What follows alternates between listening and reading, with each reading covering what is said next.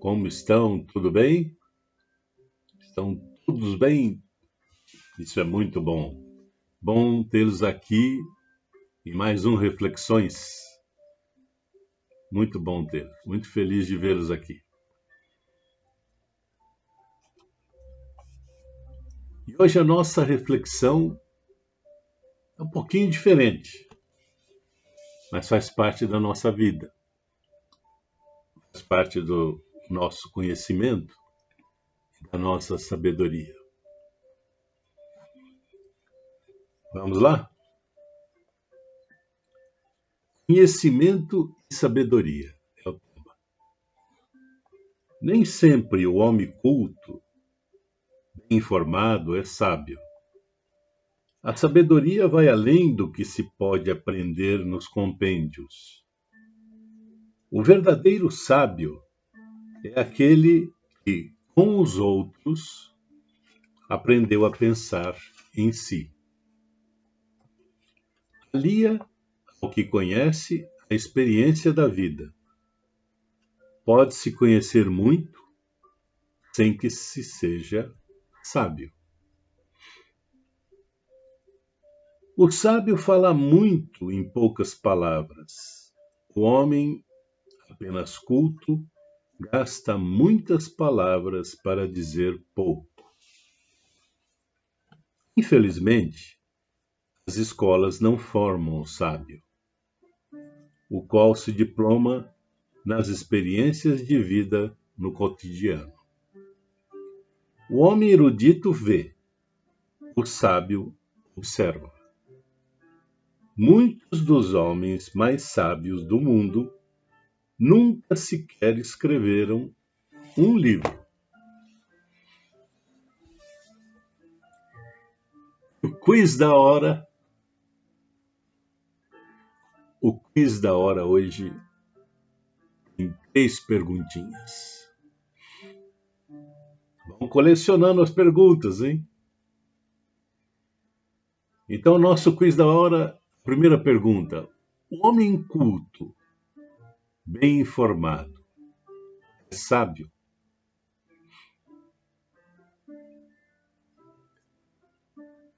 Segunda pergunta.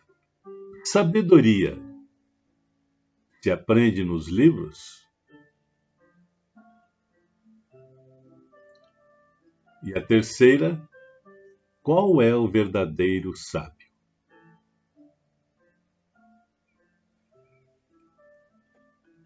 Então são 3 perguntinhas do quiz da hora de reflexões.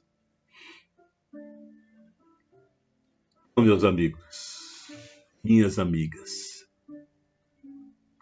aprender a pensar por si só, com as pessoas, com quem tiver ao seu lado, é o princípio da sabedoria. Vida conquistando crescente sabedoria com as pessoas, com as comunidades. Então, juntar esse conhecimento adquirido à própria experiência de vida, aplicando em benefício das pessoas, das famílias, das comunidades, dos países. Pelo menos se esperava que fosse assim. Mas, como todos têm direito a experiências diversas, a gente tem que ter paciência. Muita paciência. E paciência é sabedoria. Muita sabedoria. Então, ilustrar-se tão somente não significa produzir sabedoria. Não faz o sábio. Tem gente que eu conheço, gente que lê 150 livros por ano. Mas se aplica na sua própria vida, é um pouco mais difícil, talvez não tenha tempo. É muita leitura. 150 livros por ano. Tem gente que devora Um livro por semana. 2. E esse que eu conheço devora 3. É muito bom ler. É espetacular. Isso é muito bom, um hábito maravilhoso. Mas nós estamos falando aqui de sabedoria. Então, o que leva em conta no final é o resultado disso. Você leu, teve a oportunidade de ler. Tem gente que conhece o Evangelho, a Bíblia, dos prolegômenos até o índice remissível final. Te dá o capítulo, te dá o versículo, te dá tudo que você quiser. Mas o segundo passo, aplica na sua própria vida, aplica na sua conduta, melhora a sua performance como ser humano, como cristão. Eis a questão.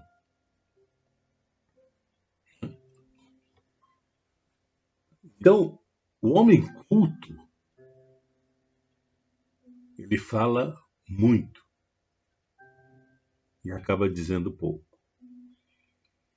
O sábio, ao contrário, fala pouco e diz muito. Consegue ir ao âmago das questões, até a alma das pessoas. Ele é eloquente e é sintético. Poucas palavras, palavras sábias, palavras que vão fundo, bem profundamente na alma das pessoas. As escolas não formam sábios. Eles são formados pela vida.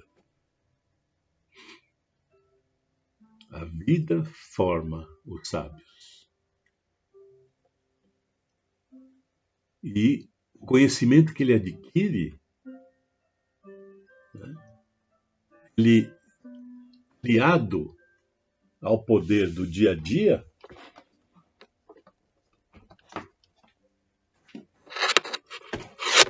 todo dia,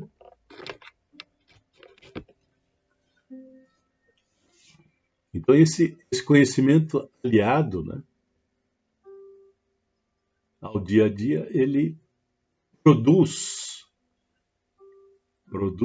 coisas maravilhosas, produz coisas fantásticas. Então, as suas experiências do dia a dia, a sua experiência, a sua visão do cotidiano. Então, essa é outra diferença. O ilustrado, o que tem conhecimento tão somente, ele vê. O sábio observa, analisa. A gente pode ver alguns grandes sábios, grandes do mundo, não escreveram uma letra. Não tem livros. Deixaram ou deixam ainda suas notações no mundo, transmitindo às pessoas por onde passa, por onde eles vão, no mundo, né? Jesus, um deles, não escreveu uma letra, uma vírgula do manancial infindável, inesgotável de mensagens e de orientação e de manual de conduta, né? É o nosso manual de conduta. Todo o legado de Jesus.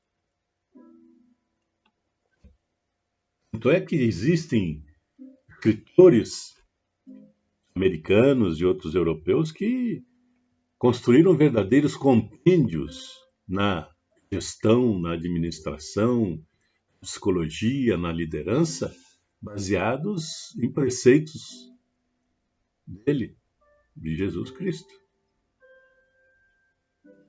São coisas maravilhosas, né?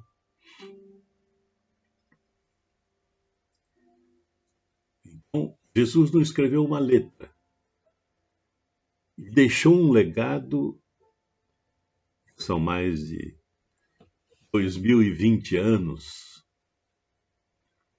e vai para 4.000, 5.000, 10.000 anos. Estará valendo aquilo que ele deixou como legado. Mas os apóstolos, os seguidores dele, que registraram as palavras, registraram os gestos, as ideias, o pensamento, a forma como ele lidava com as pessoas. Tinha gente que já eram pequenos sábios, que observavam tanto que traduziam aquilo em letras. E olha que para escrever naquela época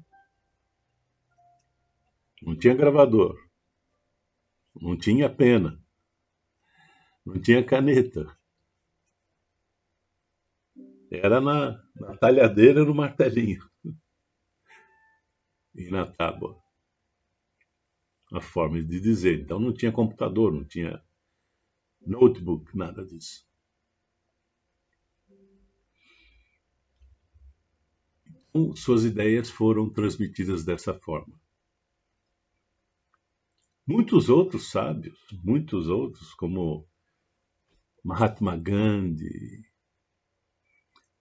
a irmã Dulce, irmã Teresa de Calcutá, tantos outros sábios que, de certa forma, não escreveram nada. Então, mas, meus amigos, eu tenho uma boa notícia para todos vocês.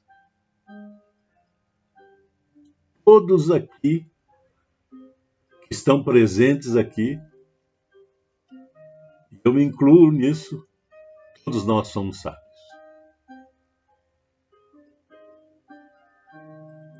E eu vou provar para vocês por que somos sábios.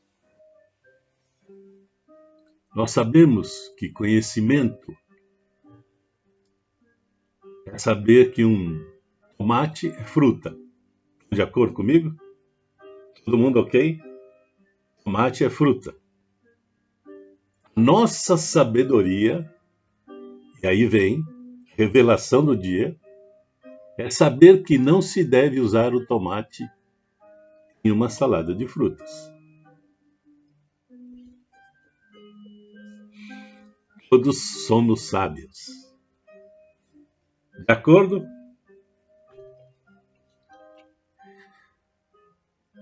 Minha gente. E tem uma história aqui que eu vou contar para vocês, muito interessante e eloquente, importante prestar atenção e tentar incorporar isso, incorporar essas palavras, incorporar esse fato que dizem que ocorreu na antiguidade. O título é O Ovo Cozido. Alguns súditos do rei Davi estavam numa festa onde serviram ovos duros, que são ovos cozidos. Um homem aparentemente esfomeado comeu rapidamente seus ovos e sentiu-se sem jeito de estar sentado ali diante de um prato vazio. Por isso, sussurrou ao homem sentado ao lado, pedindo que lhe emprestasse um dos ovos. Aproveitando-se do problema do vizinho, o homem disse que lhe emprestaria o ovo, mas com a condição de que prometesse pagar-lhe. Não simplesmente com um ovo, mas com todos os lucros que o ovo poderia vir a trazer a partir daquele momento. O dia em que o empréstimo deveria ser pago. O pobre sujeito, não tão pobre assim, diante do prato vazio, não podia pensar em mais nada a não ser no seu problema imediato. E prontamente prometeu atender à exigência do homem. Depois, ele já se esquecera do caso. Passaram-se alguns anos, desde que aquela transação tivera lugar, e um dia aquele homem, seu vizinho de mesa, apareceu exigindo o que era de direito. começou a especificar a conta da dívida. O ovo teria sido chocado e produzido um pintinho. O pintinho teria crescido e botado, digamos, 18 ovos no primeiro ano. Esses ovos teriam sido chocados para darem 18 pintinhos cada um, que por seu turno teriam botado mais 18 ovos cada no segundo ano. No terceiro ano, e assim por diante, foi contando, fazendo o cálculo dele astronômico. Concluindo as contas, o vizinho reclamou o pagamento de toda a fortuna que ele teria juntado naquele período, de acordo com o contrato. O pobre homem, se metendo em uma encrenca sem tamanho, ficou horrorizado e não sabia o que fazer para encontrar uma saída a fim de solucionar o problema. Finalmente, concordaram em levar sua disputa diante do rei Davi. Como o homem que reclamava o pagamento da dívida tivesse trazido 2 testemunhas para confirmar o caso, e também o devedor não negasse o trato, o rei Davi declarou que o devedor não tinha outra alternativa senão pagar. Derrotado e humilhado, o devedor deixou a corte do rei pensando quanto tempo levaria para pagar aquela dívida. Subitamente sentiu que alguém tocava em sua manga e, quando olhou, viu o filho do rei, Salomão. Salomão ainda era um menino, mas interessava-se vivamente no processo de cada caso que era trazido diante do seu pai. Gostava de ficar sentado perto da porta da sala do tribunal e escutar seus sábios julgamentos. Esse caso especial prendera sua atenção até o fim, e a decisão do pai o havia surpreendido. O olhar de sofrimento do pobre devedor comoveu o coração do jovem. E aí, Salomão lhe ofereceu um conselho. Olha, homem, vá ao mercado e compre um pouco de ervilhas. Leve-as para casa, ferva-as e seque-as. Amanhã, vá até a beira da estrada, por onde meu pai passará com seu séquito. Quando estiverem passando, comece a semear no campo estas ervilhas cozidas. Eles forçosamente o observarão a semear em pleno tempo de colheita, e quando lhe perguntarem o que está plantando, responda: estou plantando ervilhas cozidas. Eles naturalmente rirão de tão ridícula ideia. E é aqui que você vai aproveitar a oportunidade para dizer bem alto, de modo que meu pai ouça: e como é possível que um ovo cozido seja chocado e desenvolva um pintinho? O rei, então, compreenderá que cometeu um erro e inverterá o veredicto a seu favor. De fato, quando o rei Davi passava pela estrada, reparou o homem semeando, mandou buscá-lo e perguntou o que estava plantando. Ervilhas cozidas, majestade, respondeu o homem sério. E espera que essas ervilhas cozidas produzam alguma coisa? Perguntou o rei, rindo. Se um ovo cozido pode produzir um pintinho, por que ervilhas cozidas não podem se frutificar? Respondeu o homem, olhando para o rei.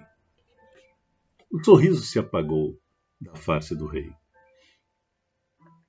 Lembrou-se do caso que lhe fora exposto no dia anterior Compreendeu o erro que cometera. Imediatamente mudou a sentença e dispensou o homem de quaisquer pagamentos ao seu credor,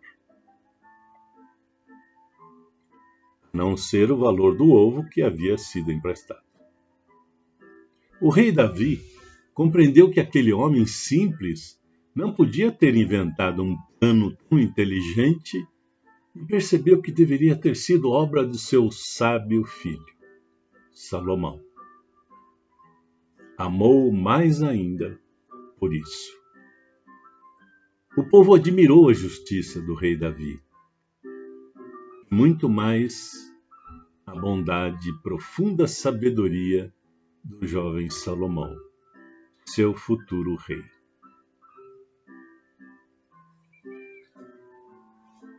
Reflitam.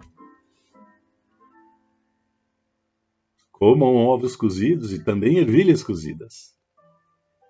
Vocês vão lembrar dessa história do rei Davi e seu filho Salomão. Um grande abraço a todos. Até amanhã, 9h59. Fiquem com Deus. Até mais.